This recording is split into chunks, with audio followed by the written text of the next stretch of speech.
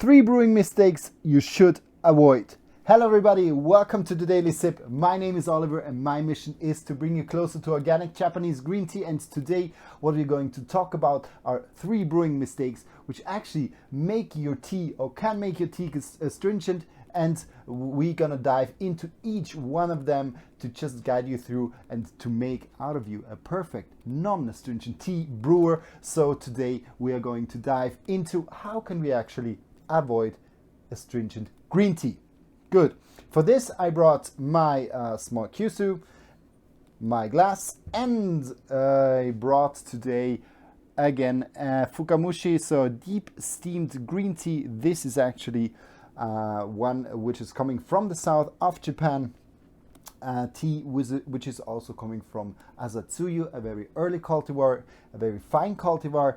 So perfect tea which I would like, or which I take into this session just to go through these 3 mistakes, because there are many mistakes you can do, but today I want really to focus in on how can you avoid to have the astringent tea or not the astringent tea, and what are a little bit the mistakes that can lead you to a too astringent tea and then a non-enjoyable green tea. For this I'm just gonna pour my 5 grams of tea into my kyusu, and then we're gonna start with the first one. First one, definitely, and this is a very important one, especially for green tea, is the brewing time. The brewing time can be with Japanese green tea very, very short. We're talking here about 40 seconds to up to 1 minute. You don't need more for a Japanese green tea. Everything that is beyond that, actually, especially for a fukamushi or for a sencha, which are in tendency the teas which can become more astringent when you brew them wrong. With these tea, 45 seconds to 1 minute is more than enough. As soon as you go longer, then you're gonna have a more astringent tea. It's gonna be kind of a more heavy tea. You will really feel it in your mouth, in your palate, and it's not an enjoyable drink. And that's exactly what I'm doing here at the moment. I just gonna leave it in a little bit longer, and what actually happens is when you leave the water, the tea leaves longer in the water, is that you start to release the so-called catechins. Catechins are polyphenols, and they are mostly responsible for the tea taste and the astringent tea taste especially. They're good for your detox, so if you want to get rid of your free radicals, these are the compounds which you need. These are the good compounds, but in good quality green teas they are already in a good amount available. And you have the theanine, which is the other particles, the more sweet particle, which is actually balancing the catechins out. So you still have them, but just at a not a strong taste level, due thanks to the theanine, which is giving you more of the sweetness and then makes the green tea much more enjoyable. That's why an astringent tea is not directly more or better than a non-astringent tea in terms of catechins and in terms of the detox effect, but what you can really regulate is thanks to the brewing time, that you're not going for too long. And if you're not going too long, you still can enjoy a very wonderful tea, which is good then for your body, without having this hard time of drinking a very, very bitter tea. So now we are around 2.5, nearly 3 minutes of this tea. So let's see how this tea tastes like. So I'm curious. I brewed it with 60 degrees. This is my absolute favorite temperature, so 140 Fahrenheit. And now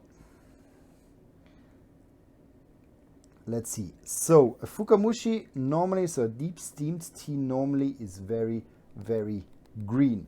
We can see here already in the color that it is still very green, but it has a little bit slight of kind of a darker golden color. And when you have this, you see, and especially with the essentials which are not deep steamed, which are not giving this strong green color, they show a little bit more of golden. They drift off in the more golden color and a little bit of a darker color, which is the case here.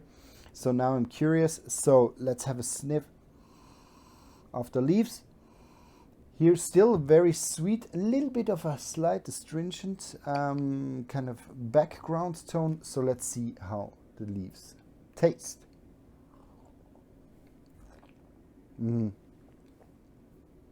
Clearly a very strong bitter taste. I have just in the beginning it starts already, and then it turns and turns and turns. It's kind of a swirl of bitterness, kind of playing around in my palate.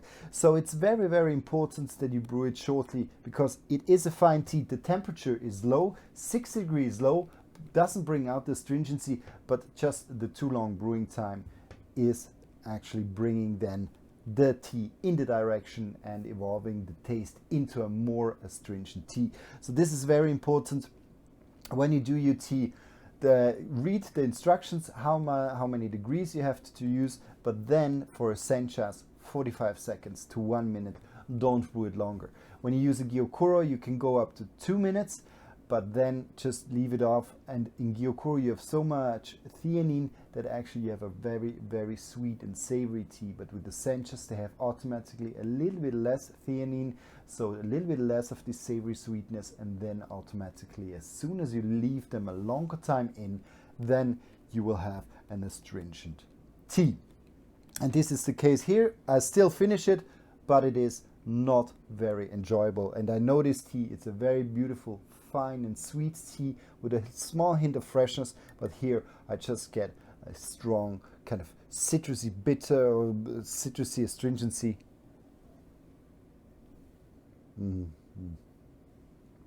So I don't recommend you to brew the tea at this temperature.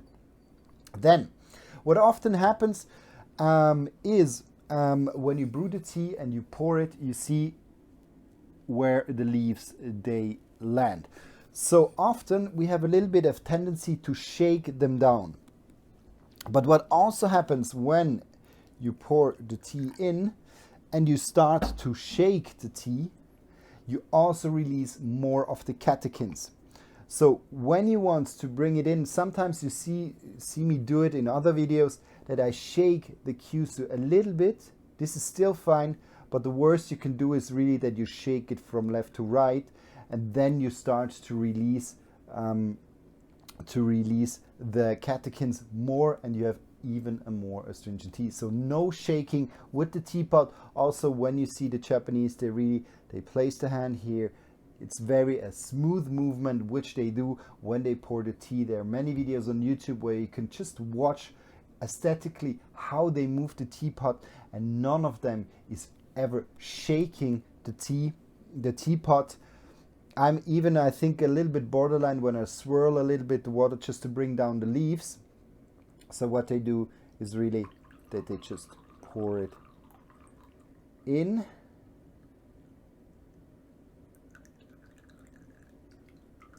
Good.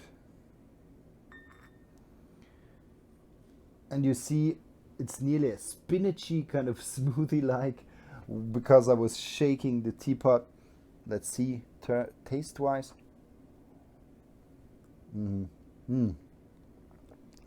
So the shaking makes even the bitter more, the astringency more dominant. So I get a very, very, very astringent tea. So no shaking of the leaves. Also important when you do cold brews. Sometimes you have a little bit tendency to just shake the bottle, to swirl the tea leaves a little bit more, because in these beautiful long bottles you often see the tea leaves. But also in cold brews, don't shake the leaves. Shaking the leaves, astringent tea. This is important.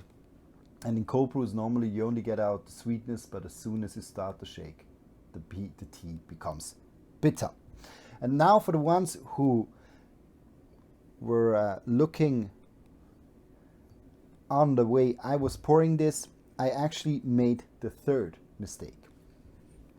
So the third mistake is that you leave water in the kyusu. So when you're pouring the tea, very important is that you really get out all the water. Here you can see clearly I'm still having water coming out of the kyusu after I was pouring it. What happens actually is the water that stays in the tea, it's the same as the long brewing time. It just continues to brew the tea. so you have more and more catechins coming into the teapot and also into the water, which is then in the teapot, and you re-pour the tea, also you re-pour new water, and this will already at the beginning be astringent, and you will release a little bit more of catechins, and again it will be very, very bitter. So very important that when you do the pouring of the tea, that you actually bring out all the water. And what you sometimes see in the video, so you can either you wait just patiently until everything is out, or what you can do is just that you stop here at the bottom abruptly, and then you bring all of the water out. Look that you don't put it, that you shake the leaves again, so just breaking at the bottom. When you're down, that you just stop the movement, and this will then bring out the water. So do we still get a drop? Yeah, we get one last drop, and then you're very fine. And this is very important then, that you have no water anywhere anymore. So this now is very well freed from the water, and when I drink this now,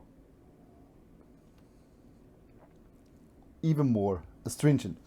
So these are the three only around the brewing mistakes which you can do when you are going into the astringency of the tea. So just to repeat again, first one is definitely the brewing time, just with essentia, don't go over 1 minute.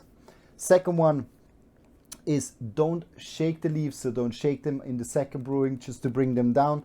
Maybe swirl the water a little bit, but that's all you can do. And third is really to get out all the water of the Kyusu or of the teapot you're using. It's just to not have an astringent tea and astringent brewing. And as soon as you do that, then you can enjoy a very wonderful, sweet or savory green tea. I hope you like this one here too. And if you ever have a question, or if you want me to cover a certain topic, I'll be happy to do so. I wish you a great day. This has been the Daily Sip of today. I guess I'll see you tomorrow. Bye bye.